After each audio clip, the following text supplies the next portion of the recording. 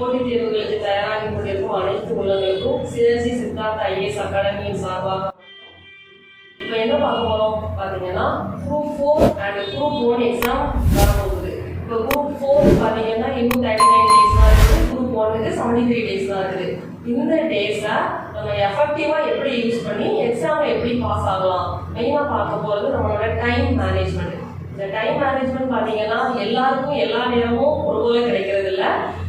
வீட்லேயே இருந்து ஃபுல்லாக படிக்கிறவங்களும் இருக்கிறாங்க, தென் வேலைக்கு போயிட்டு படிக்கிறவங்களும் இருக்கிறாங்க, தென் ஹவுஸ் ஒய்ஃப் அவங்களும் படிக்கிறவங்களும் இருக்காங்க. இந்த மாதிரி கேட்டகரிஸ் படிக்கிறவங்க எல்லாருமே இருக்காங்க.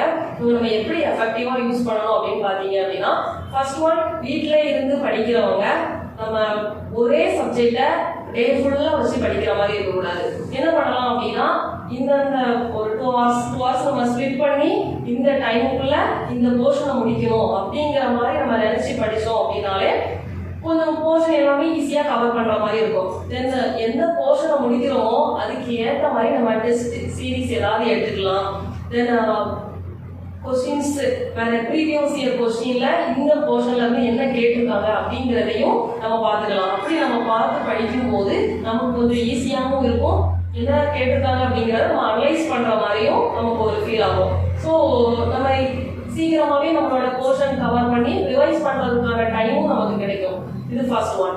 செகண்ட் பார்த்தீங்க அப்படின்னா, ஒர்க் போகிறவங்க தென் வீட்டில் இருக்கிறவங்க என்ன எடுத்துக்கலாம் அப்படின்னா, நமக்கு படிக்கிறதுக்கான டைம் கம்மியாக தான் இருக்கும். ஸோ அந்த கம்மியாக இருக்கிற டைமை நம்ம எப்படி யூஸ் பண்ணணும் அப்படின்னா, எந்த போர்ஷனில் கொஸ்டின் அதிகமாக கேட்குறாங்க அப்படிங்கிறத நம்ம ஃபர்ஸ்ட் சூஸ் பண்ணணும். அப்படி சூஸ் பண்ணிட்டு அந்த போர்ஷனை நம்ம ஃபர்ஸ்ட் படிக்க ஆரம்பிக்கணும். அந்த சப்ஜெக்டை நம்ம படிச்சுட்டு ஏதாவது ஒரு அகாடமியில் ஏதாவது ஒரு டெஸ்ட் பேட்ச் ஜாயின் பண்ணிக்கலாம். இப்போ டெஸ்ட் பேட்ச் ஜாயின் பண்ணிட்டு அது ஆன்லைன் டெஸ்ட்டாகவும் இருக்கலாம், இல்லை நம்ம ஆஃப்லைன் டெஸ்ட்டாகவும் போய் அட்டன் பண்ணலாம். இந்த டெஸ்ட் பேட்ச்சில் உள்ளபடி நம்ம ஃபாலோ பண்ணால் நம்ம படிக்கிறதுக்கான போர்ஷனை கவர் பண்ண முடியும். வேலைக்கு போகிறவங்க இந்த வீட்டில் இருந்து ஹவுஸ் ஒய்ஃபாக இருக்கிறவங்க இன்னொன்று என்ன ஃபாலோ பண்ணலாம் அப்படின்னா, மென்டர்ஷிப் எடுத்துக்கலாம். இப்போ நம்ம அப்படி எடுத்துக்கிட்டோம் அப்படின்னா, இப்போ அவங்க நமக்கு என்ன பண்ணுவாங்க, நமக்கு கரெக்டான என்ன படிக்கணும் அப்படிங்கிறதையும் சொல்லுவாங்க, என்ன தப்பு விடுறோங்கிறதையும் நமக்கு தெரியும். ஸோ நம்ம டைம் இன்னும் எதில் வேஸ்ட் பண்ணுறோம் அப்படிங்கிறதையும் நமக்கு சொல்லுவாங்க. ஸோ குறுகிய காலத்தில்